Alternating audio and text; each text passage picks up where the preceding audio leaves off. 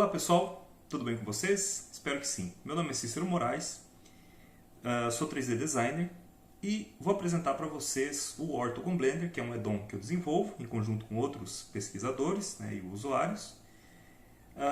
A apresentação é bem rápida, são apenas 20 minutos, então tentarei ser o mais sucinto possível.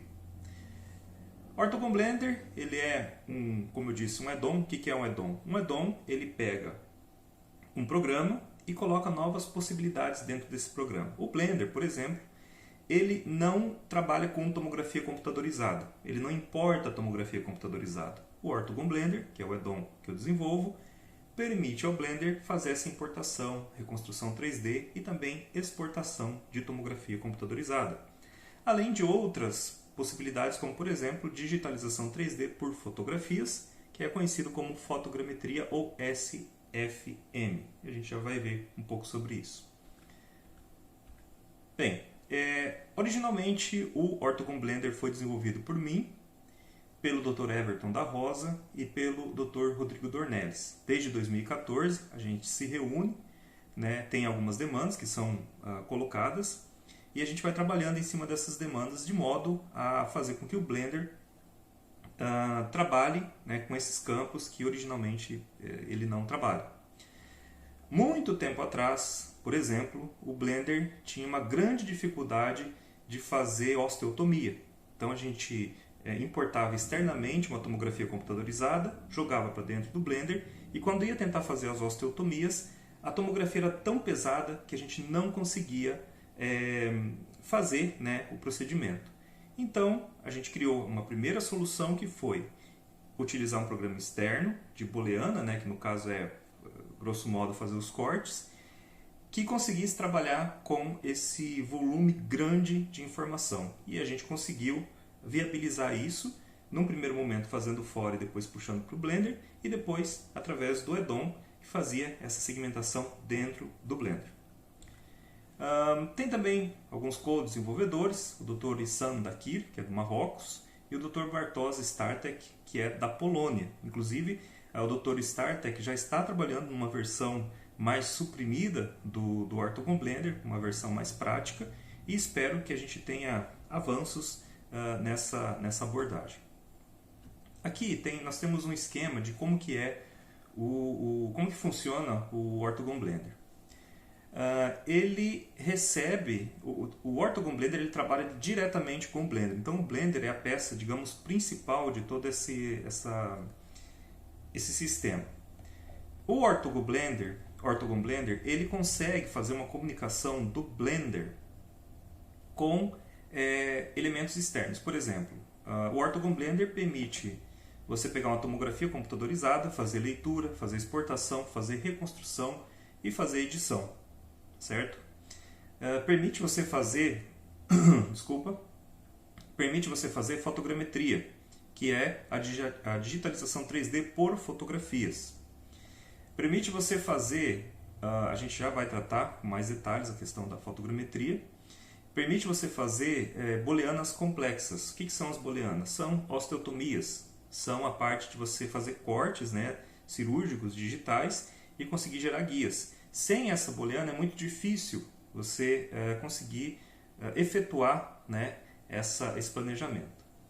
Outra ferramenta, por exemplo, que a gente desenvolveu há pouco tempo, anti-retenção. Então, se você quiser criar um guia, você quiser criar uma prótese e você precisa encaixar ela, seja nos dentes ou se você está trabalhando com um animal, né, um outro animal, no caso, no campo veterinário, você precisa fazer um guia que é posicionado num bico e a gente já consegue prever a não retenção dessa malha para você não ter problema na hora que você for fazer a cirurgia, tentar colocar o guia e ele não encaixar. A questão de segmentação, a gente está trabalhando com segmentações semi-automáticas e automáticas, ainda está no processo inicial porque a gente utiliza inteligência artificial e ainda não está bem madura essa abordagem, mas ela é promissora.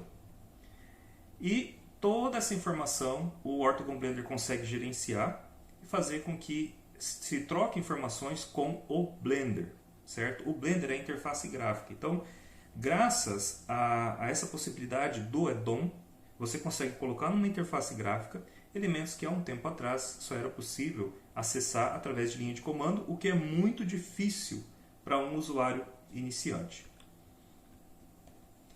Inicialmente eu vou falar sobre a tomografia computadorizada. Aqui nós temos algumas imagens de tomografias reconstruídas dentro do Blender e a gente consegue ver que são imagens bem interessantes porque elas cruzam várias informações, certo? Então nós temos ali os slices, apenas, né, alguns slices justapostos, sobrepostos, perdão. Temos uma reconstrução em voxel, que é essa mais avermelhada ali.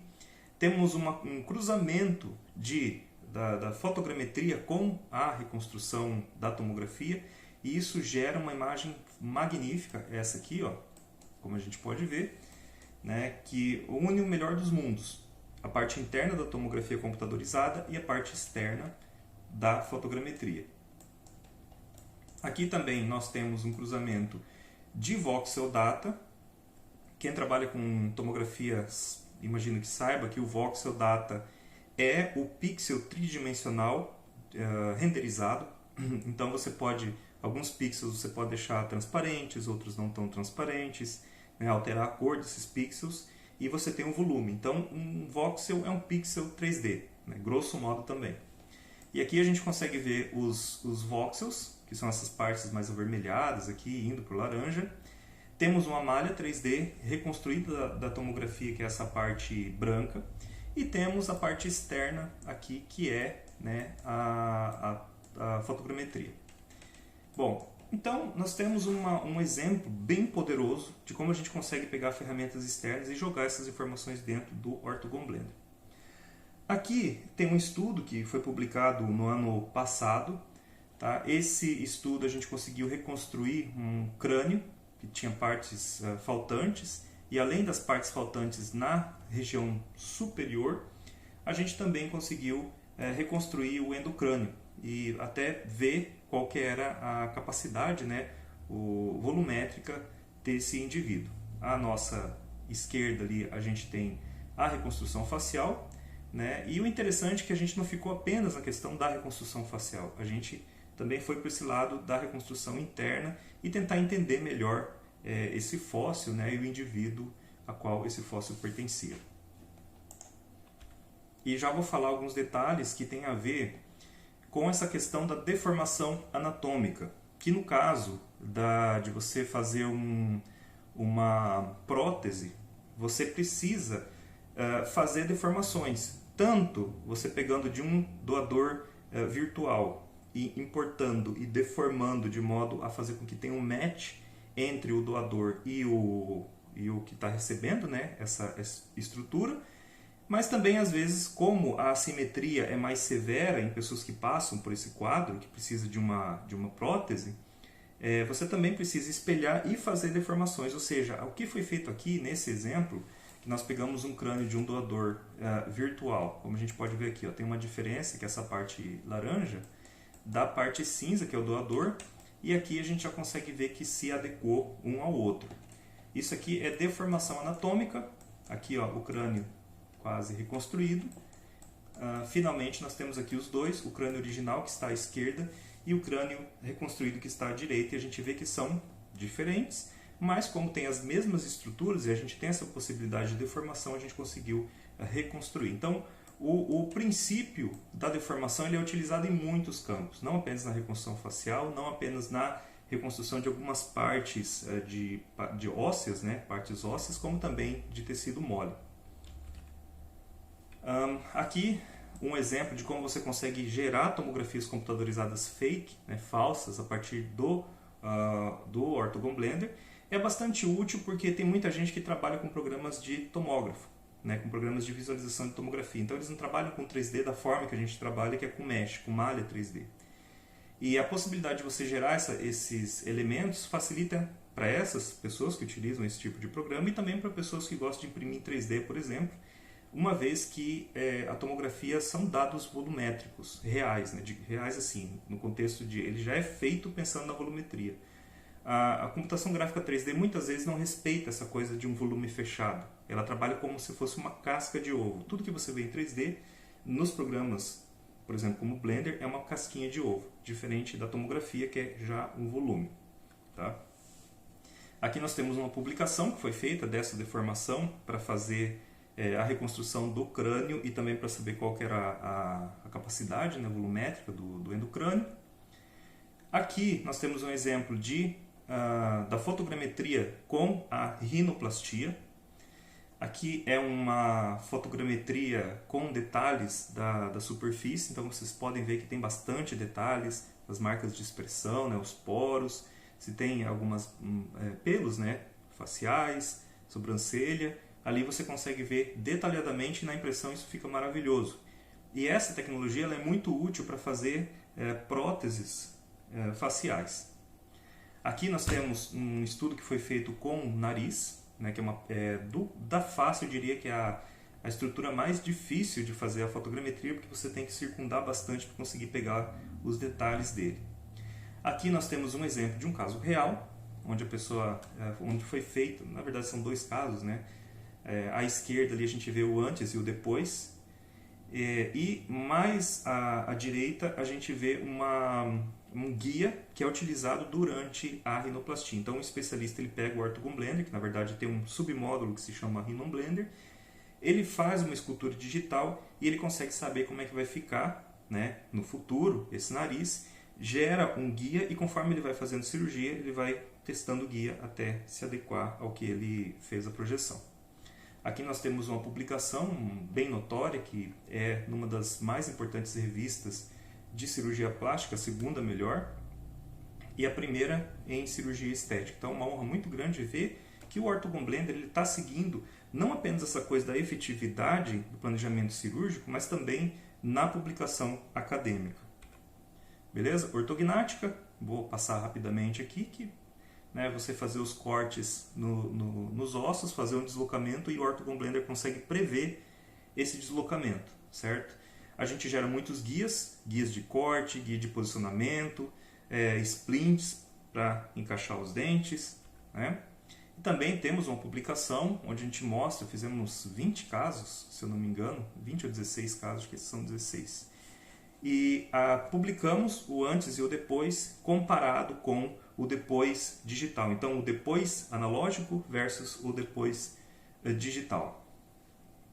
A redução de fratura também, que é uma questão bem crítica aqui, é um trabalho do Dr. Ionesaki.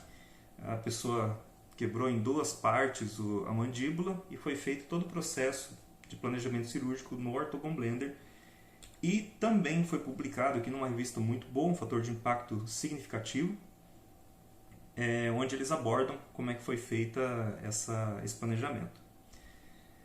Bem, prótese facial, que é o que interessa a vocês que estão no evento. O trabalho do Dr. Salazar é bem conhecido, né? De como a gente consegue utilizar o campo digital para fazer essas próteses. Não tem muito o que falar, provavelmente vocês já abordaram isso. Mas o interessante é saber que os princípios de todas as cirurgias basicamente são os mesmos. Inclusive a da reconstrução facial forense, que eu não vou abordar aqui. A gente utiliza o que? Deformação anatômica, certo? A gente utiliza a importação de tomografia quando precisa de uma parte que não está presente, você precisa fazer uma reconstrução, né? Ou no tecido mole, quando você não tem, por exemplo, a pessoa perdeu o nariz, você não tem uma referência, aí você precisa o quê? Você não tem uma tomografia de antes, né? Você precisa pegar uma tomografia de alguém, de um doador, importar essa tomografia e aí fazer os ajustes necessários para fazer essa prótese. Então, o Orthogon Blender permite que você faça isso. A questão da fotogrametria também, ele permite que você digitalize em 3D uma face e você consiga pegar uma parte que tem o defeito, né? A parte que não tem o defeito você espelha e consegue gerar essa prótese, certo? E aí, uma coisa que as pessoas têm muita dúvida é até que ponto é preciso. Como essas ferramentas elas são precisas? Bem, a tomografia computadorizada a gente sabe que né? Ela é uma tecnologia utilizada há muito tempo, a precisão é quase de 1 para 1, né? A margem de erro é muito pequena, mas a fotogrametria, até que ponto que ela é precisa em relação a essas outras tecnologias, né? E aí entra um fator muito interessante desse projeto que a gente tem chamado Orthogon Line. O Ortogon Online é uma espécie de associação que a gente criou, era uma empresa, né? Se tornou uma empresa, que a gente criou para trabalhar a parte mais técnica das coisas e ir entendendo os limites das técnicas que nós utilizamos. Então aqui eu vou mostrar para vocês, ó, até foi um caso que eu passei, eu tinha um cisto e foi extraído de um planejamento que eu fiz, então confio bastante no programa, porque eu fiz um guia de extração do meu cisto e a gente conseguiu fazer uma cirurgia muito boa e foi publicado num periódico chamado Ortogon Online Mag, que agora ele é um periódico técnico-científico com ISSN. A gente conseguiu há pouco tempo atrás, já está no seu 5º número. E esse Ortogon Blender, né, Ortogon Online Mag, essa Ortogon Online Mag, que é uma revista agora, a gente faz publicações majoritariamente dos alunos e de soluções que foram criadas dentro do Ortogon Blender, ou para o Ortogon Blender, ou para software 3D para a saúde humana e veterinária.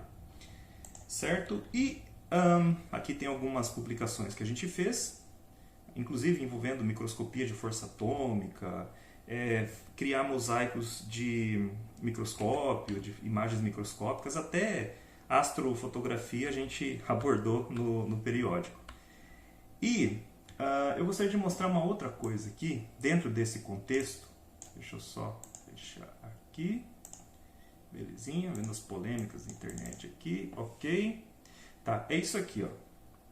A gente está focado em fazer estudos em cima de situações que envolvem o dia a dia das soluções que a gente desenvolveu.